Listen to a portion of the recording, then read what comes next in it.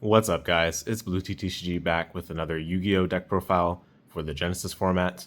I wanted to show off my Darklord list that I brought to the Santa Clara Genesys Regionals, with which I finished 7th place out of 16 players total.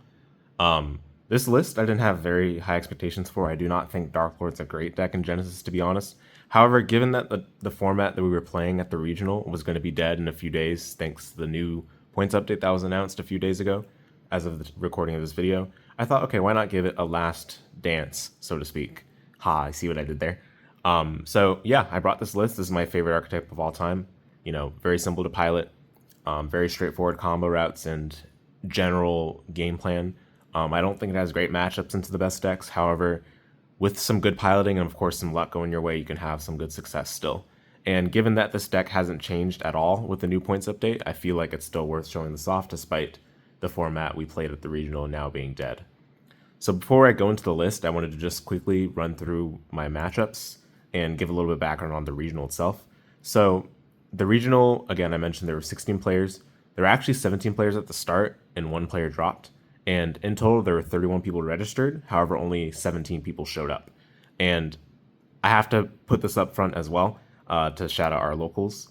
Over half actually, I think it was maybe it was just half of the people that were playing in the regional for Genesys were from my locals. Shouts to Card Art.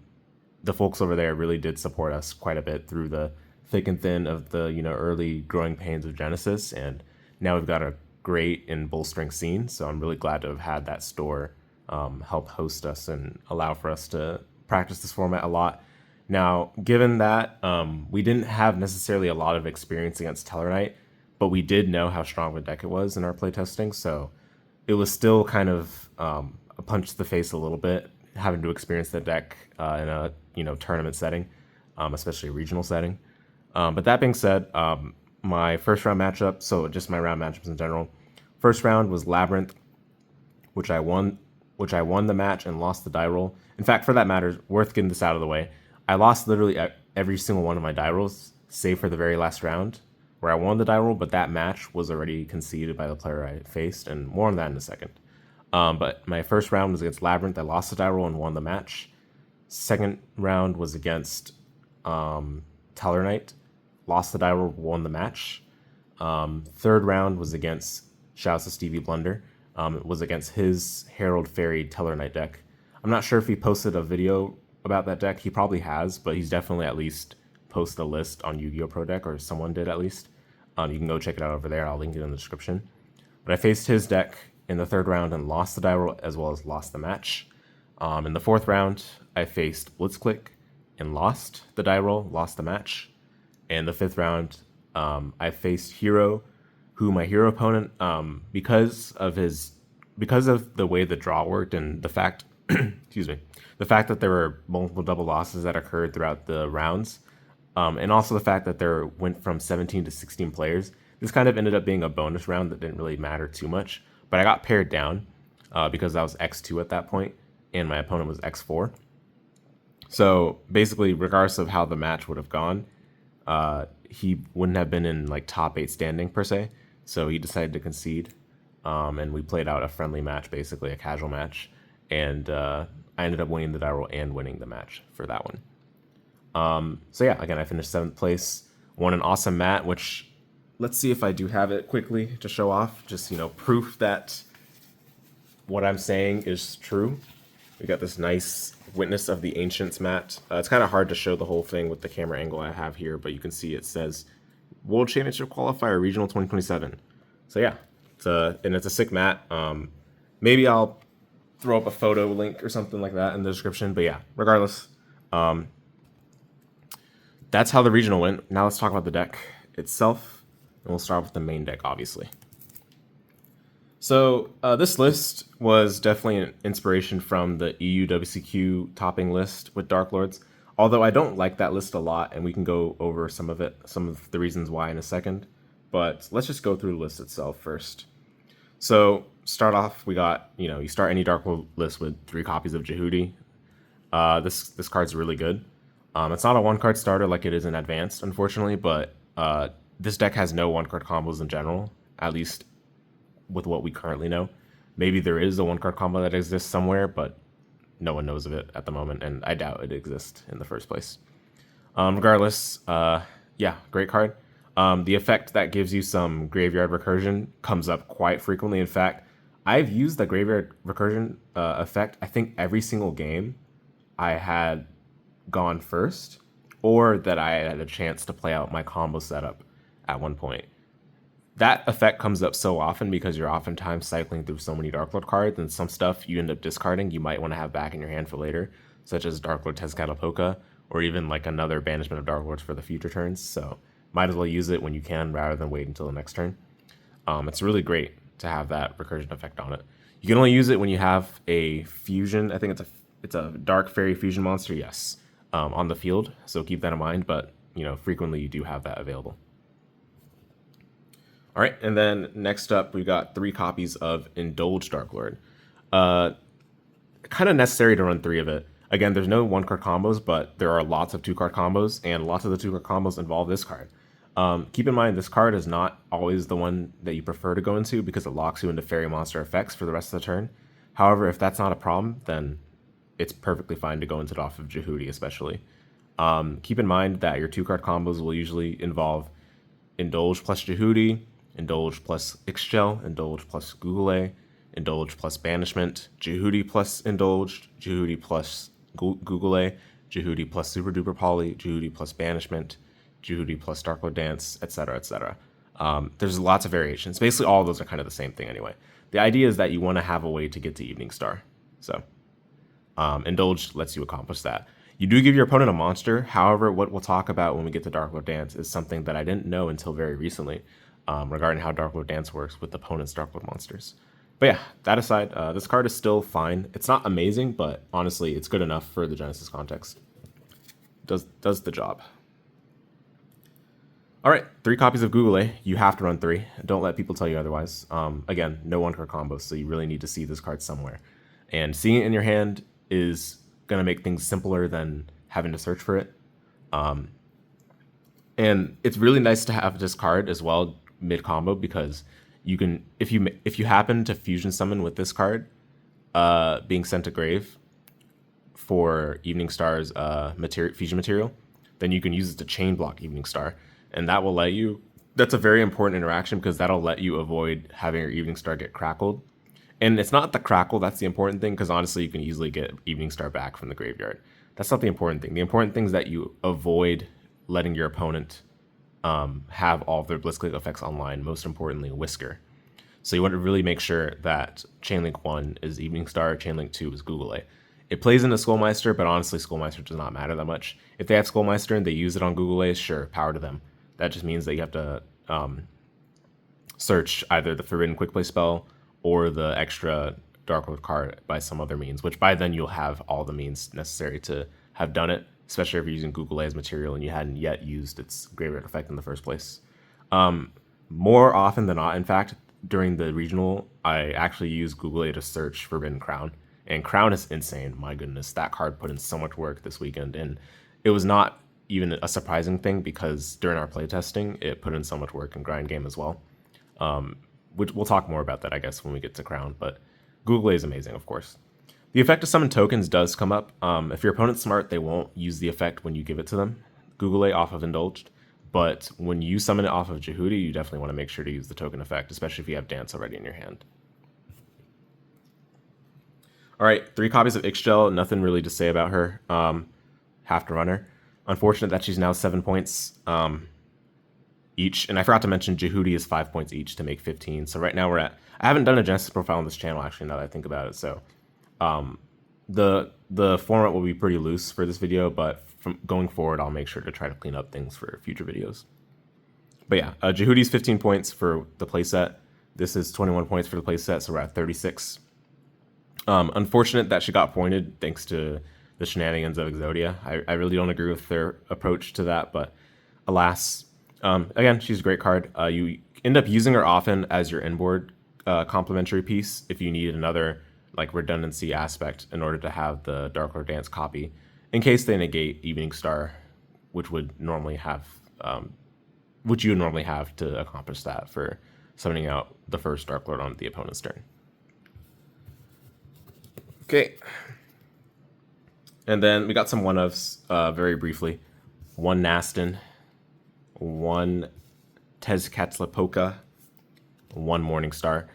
The EUWC Q list is running 2 Morningstar and no Tezcatlipoca. I really do not agree with that. This card is super, super good with the current meta. Lots of decks will try to pop something on your board, and actually it turns out popping stuff on the Darklord board is pretty devastating, especially if it's Evening Star. I know that the Darklords can't be targeted, but a lot of decks have ways to non-target destroy, and if they're running Pair Scare, which I ended up taking out of my own deck before the regional because I thought it was a really bad card. If the opponent's running Pair Scare and you have no way to really protect your board, then boom, there goes your Evening Star. There goes a lot of your interaction. So you do want to have this card, especially because it also helps with the Blitzclique matchup and ensuring that none of the Blitzclique cards become online thanks to them having destroyed something by a Blitzclique card effect. One Morningstar, I never found the second copy that the UWCQ list was running to be of great use.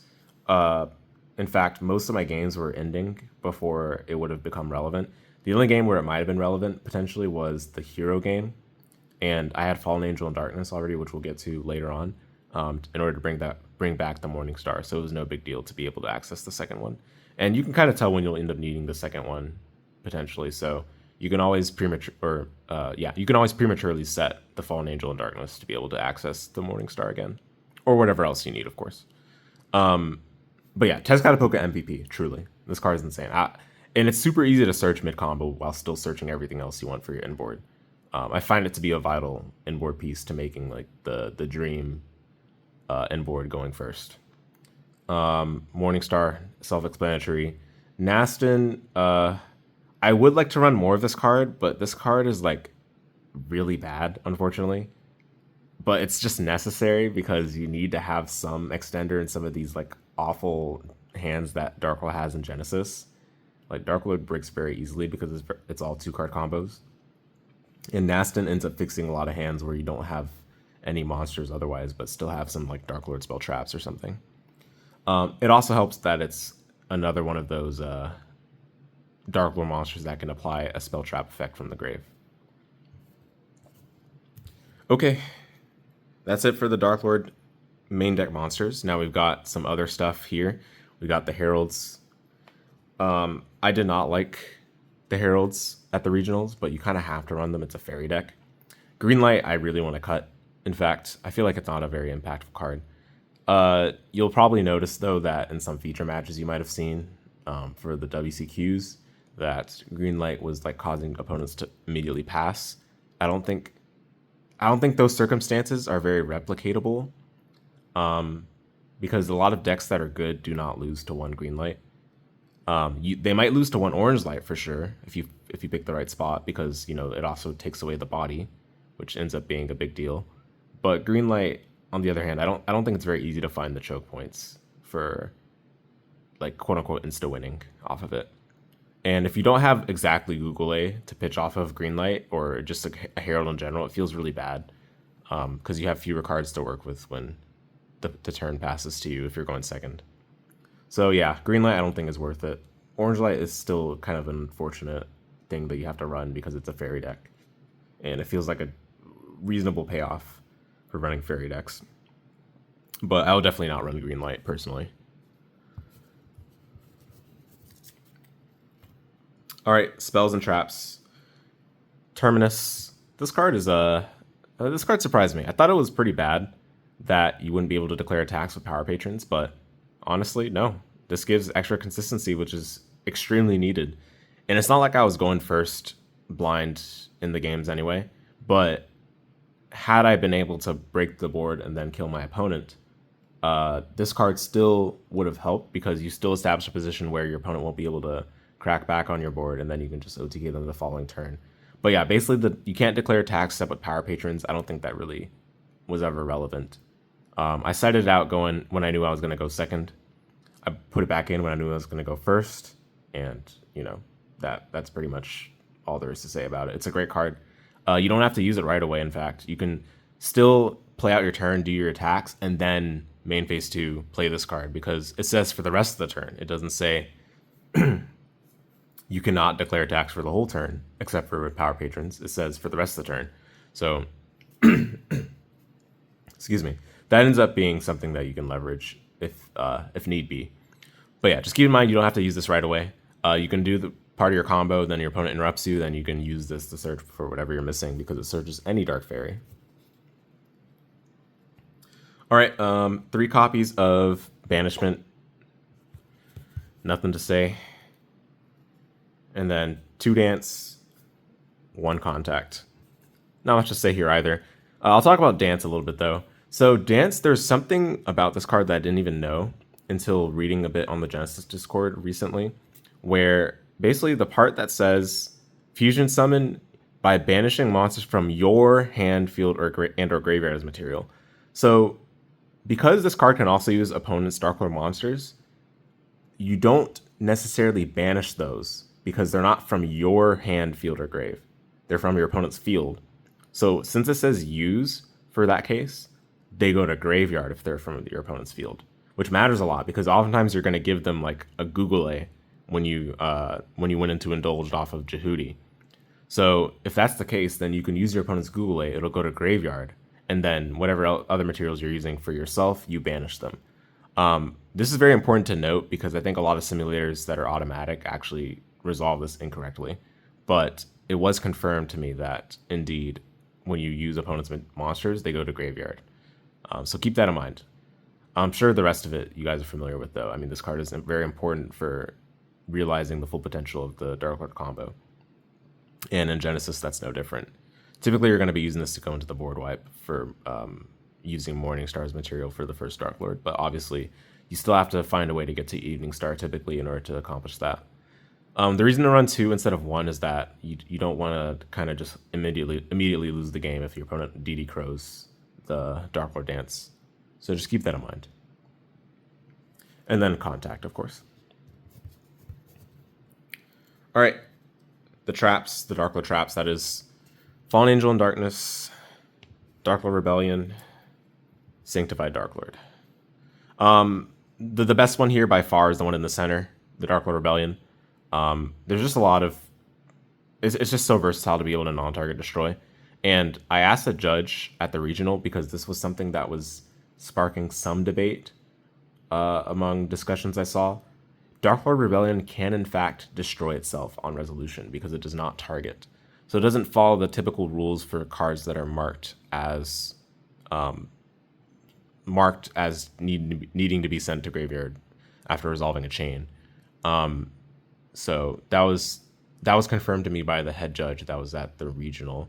Of course, make sure to confirm with your own judges at your events to make sure that, you know, whatever ruling they give is appropriate for the respective event, because I know that sometimes judges rule differently in different circumstances, but at least as far as I know, you can indeed destroy Darklord Rebellion with its own effect, which does potentially matter against the Blitzclique matchup. So keep that in mind.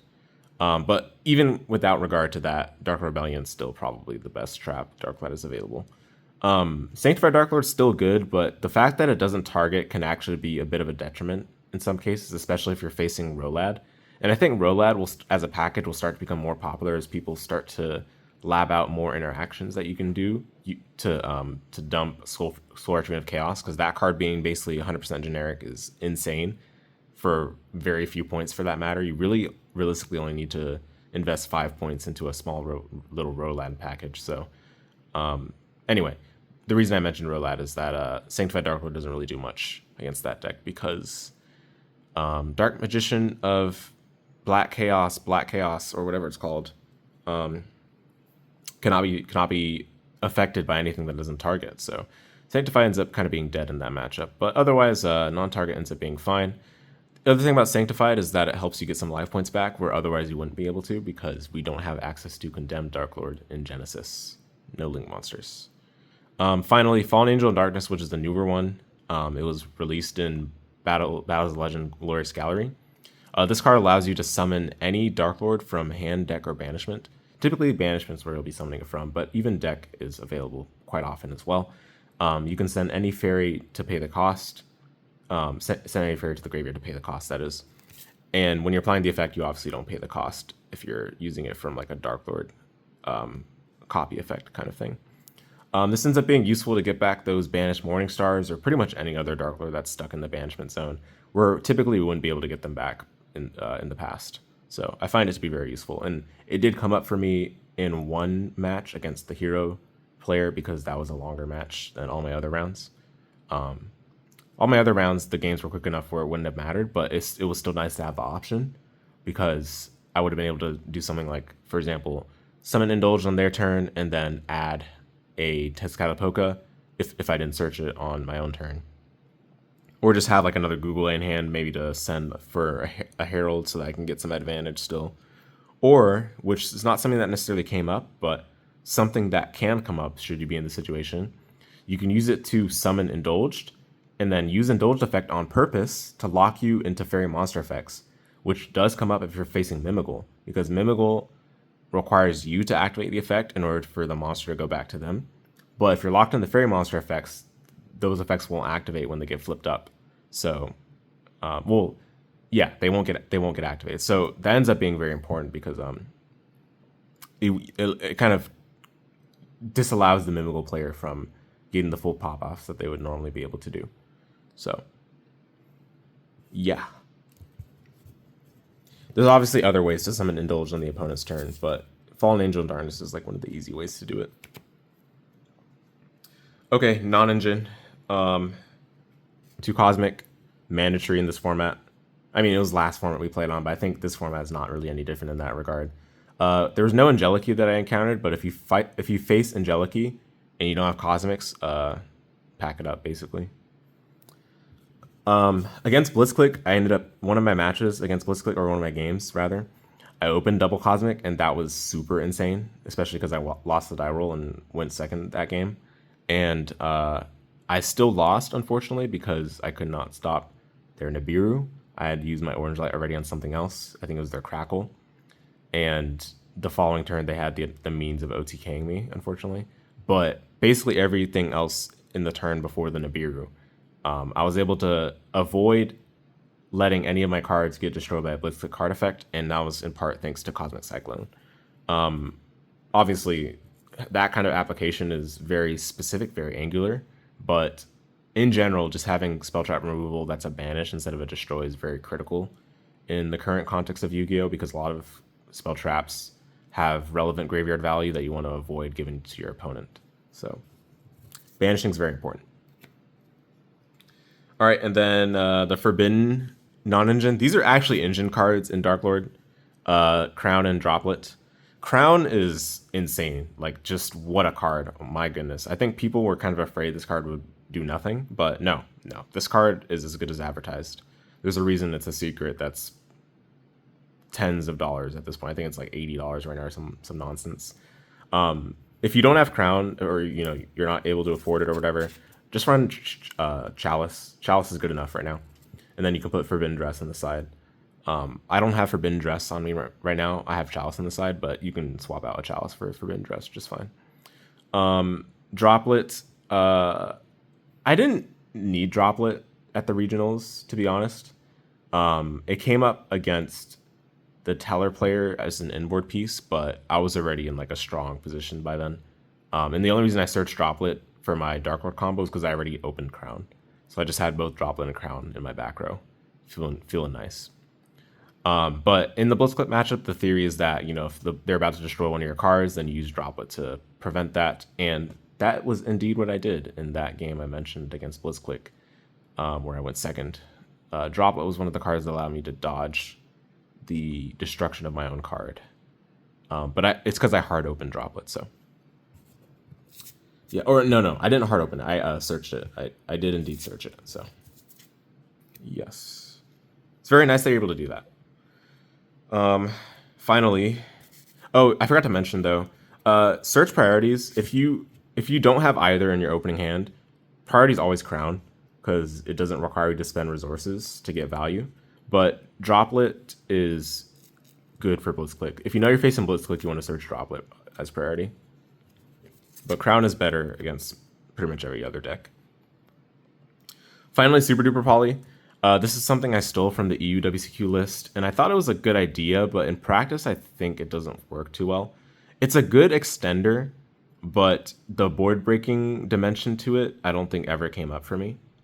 In fact, there's like over half my extra deck or something like that I never even touched at the regional. And I guess part of the reason for that is the games were so quick anyway; it wouldn't have mattered.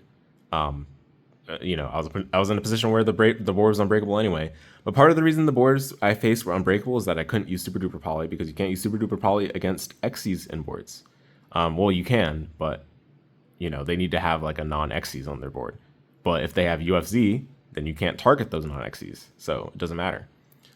This is basically for going second. This was the worst card in my hand. Every single hand I had it in my hand going second. Going first, this was a fine card to see because it was a nice extender to help facilitate the 2-card combos with Jehudi. The main idea is that you normal Jehudi, and then you special Google A. Google A activates, or Google A doesn't need to activate its effect necessarily. But then you use Super Duper Poly targeting Google A, summon not Morningstar. You summon first Darklord, and then you fuse it off with the Google A into Evening Star, and then that'll trigger Evening Star Chainlink 1, Google A Chainlink 2. That's the idea. But again, in practice, I don't think this is a real breaker. It's too niche. You have to run too many different targets that you don't really have space for. And for that matter, as far as space is concerned, the more space you dedicate, the less space you have for your main Darklord engine. And at that point, you're just kind of playing into Hyper-Invoked Eon just eating your lunch. So I would not personally recommend running this card at 3 copies. Maybe 2 is just fine. And definitely side them out when you're going second, I would say. But I overall thought this card performed just all right. Like, would I cut this? Probably, honestly, I would cut it. But I also just wouldn't play Darklord in Genesys, to be honest.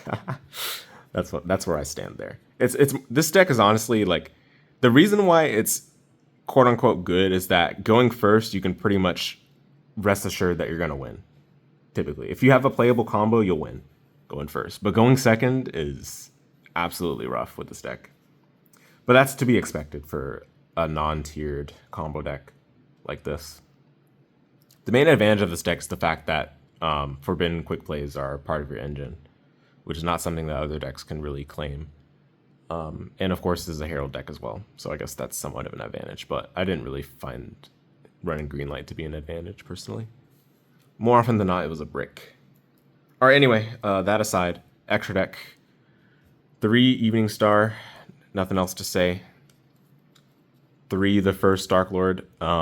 The fact that this protects all your fairies from targeting comes up more often than you would think. It's going to protect, in fact, the next card we're going to show as well. 1 Fairy Cheer Girl. I'm not running Minerva. I think Minerva is just strictly worse than this card. Especially if you're running Heralds, you want to draw into your Heralds. And the way you draw into them more easily is by running cards that let you draw cards, It might sound like it's, only 1 card draw. Why does that matter? The reason why it does matter is that you're thinning your deck a lot with Darklord combos. Darklord combos search so much. You search your monsters, you search forbidden quick plays, you search out dance, you set spell in a trap, and by then you will have thinned out your deck so that you're quite likely to draw non-engine or a Herald.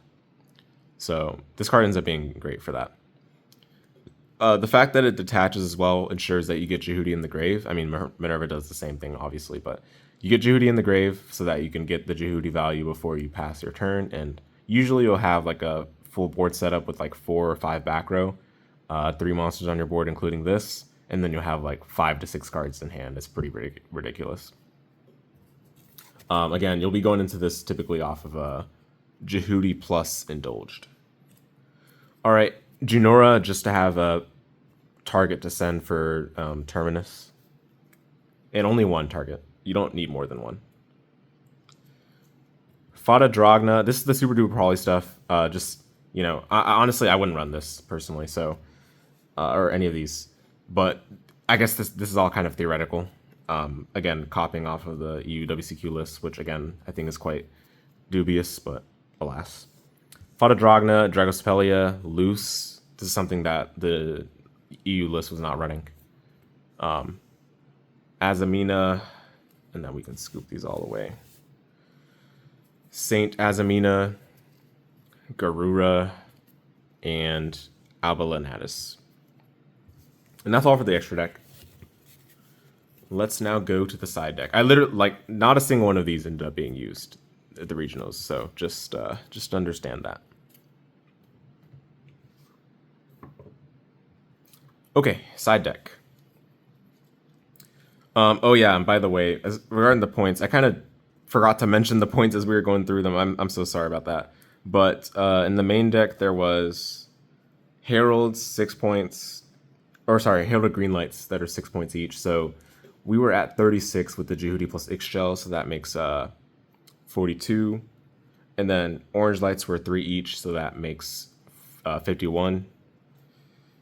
And then we had Cosmic at 2 copies in the main deck, so that's 53. Crown, which is 10 points, that's 63. Droplet, 73. And then in the extra deck, we had 1 Garura, so that's 77 points between the main and extra. All right, in the side deck, Cosmic. This is just the extra Cosmic that we weren't running in the main deck.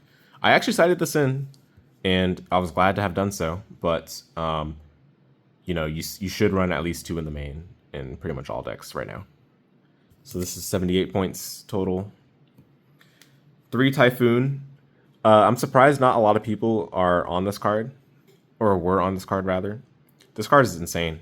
The fact that it's like an extra copy of Cosmic in a way, but you can use it as either a hand trap or as like a pseudo breaker, ends up being very critical, because I think this is something that Ghost Ogre kind of is weak at doing.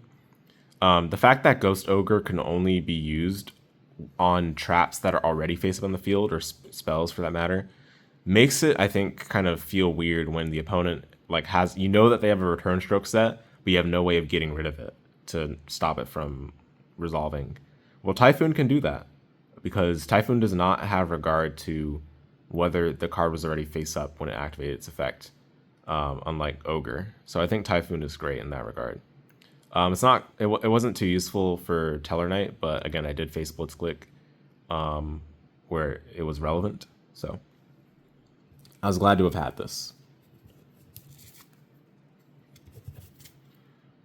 Okay, speaking of Ogre, 3 Ogre. This will add an additional 12 points for 90 points on the running.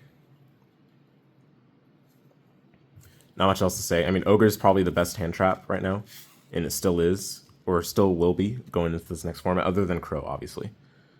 Ogre just hits way too much, and I'm surprised it didn't get increased in points. I personally think it should be at least 6 points, maybe 7, but I don't know what they'll do about that. 1 Ogre, or I said Ogre, 1 Bell, and 2 Crow. So we're at 90. This will be 96, 97, 98.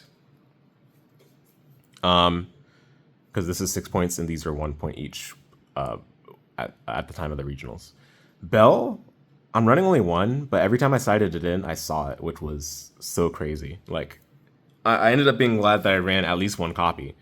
Against the Labrynth player, I sided it in and I opened it. So when they went into Big Welcome Labrynth, I was able to stop it, and ended up being very thankful for that. And then also against the round 2 Tellar player, they had Constellar Stellar Knight, or Constellar Stellar Knights, or something like that. I can't remember the name of it, but it's like the continuous spell that revives and then allows you to overlay on top of an Xyz Constellar already. I use it against that, and because it negates activation, and it's a continuous spell that activates its effect on activation, when this negates activation, that card will also go to the graveyard. So quite nice utility for that. And again, I sided in for that situation, and I ended up seeing it again. So I guess quite lucky in that regard. But you know, you have to be able to run the card, or you have to run the card in order to be able to have the chance to see it. So, you know. And then 2 Crow. Did I ever see Crow? I'm trying to think. I don't think I ever saw Crow. Every time I sided it in, like I literally never saw it. So, or no, that's not true. I did. Is that true? I can't remember. I'm mixing up locals because I did locals right after the regionals, and I think in the locals I used DD Crow, but I don't think in the regionals I ever used it. Yeah, which is a shame because DD Crow is good, but you know I just never saw it. All right, last 2 pointed cards in the deck. 2 Chalice. Some decks can't be targeted on the relevant stuff. Other decks can be. So if you find a deck that can be targeted in a relevant way, then you side these in. I sided these in and never saw them organically, but thanks to us running Darklord, I was able to search them when I needed to see them.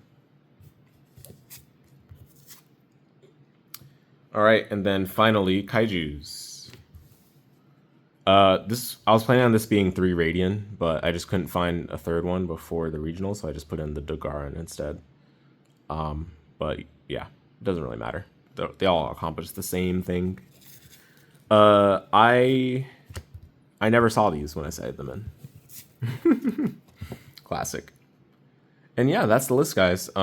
Again, I don't think Darklord's very good in Genesys, but it is still my favorite deck, and it was a deck I wanted to just pick a comfortable deck for the regional since I was still indecisive on whether to run my Spellcaster Pile deck or run Clown Crew. Thank the Lord I did not pick Clown Crew, my goodness. And Clown Crew even got hit further with a points update, so that ended up being pretty wise. But yeah, it performed pretty solidly. Again, I got 7th place, going 3-2. Unfortunately missed the chance to get the invite to the next Genesys Championship at the WCQ next year, but that's okay. You know, again, I didn't have high expectations, and yet they were surpassed still. So it's quite nice. Congrats to Stevie Blunder, though, for taking it with their Herald Fairies Tellar Knight deck. Really cool to see that deck in action. And also shout outs to some of my friends as well that took their respective decks pretty far. Again, I think the decks that finished in the top 8 were first place Tellar Knights, second place was Invoked Illusion Chimera, which that deck is scary. My goodness, guys. Like, you guys should definitely be aware of that going into this coming format for Genesys if you're not already aware. Third place was Blitzclique. Or no, third place was RDA, my apologies. Fourth place, Blitzclique. Fifth place, Blitzclique. Sixth place, Sacred Beast Psychic, which was such a sick brew by my friend. It was basically using Psychic Rover, which has a random chance to revive itself when sent to grave, and also has a random chance to non-target destroy cards in the field. So very potent board breaker, as well as giving bodies to feed for the Sacred Beast engine, along with some other Psychic utility cards, just to be able to set that up properly. But yeah, it was a really powerful deck that he was cooking up for some time. So it's cool to see it perform up to par. Greater than par, for that matter. But yeah, 6th place, Sacred Beast Psychic. 7th place, this Darklord deck you guys just saw. 8th place was Hero, I believe. Yes, 8th place was Hero. So yeah, guys. I hope you all enjoyed the video. And if you did, please make sure to leave a like and let me know what you thought about the video down below in the comments. And of course, if you're not already subscribed, don't forget that subscribe button if you like what you saw. I plan on uploading more YGO, of course, going forward, so just look out for those. The uploads won't be super regular necessarily, but I'll upload whenever I have time and the means of doing so. So yeah, hope to see you in the next one. Take care, and thanks for watching.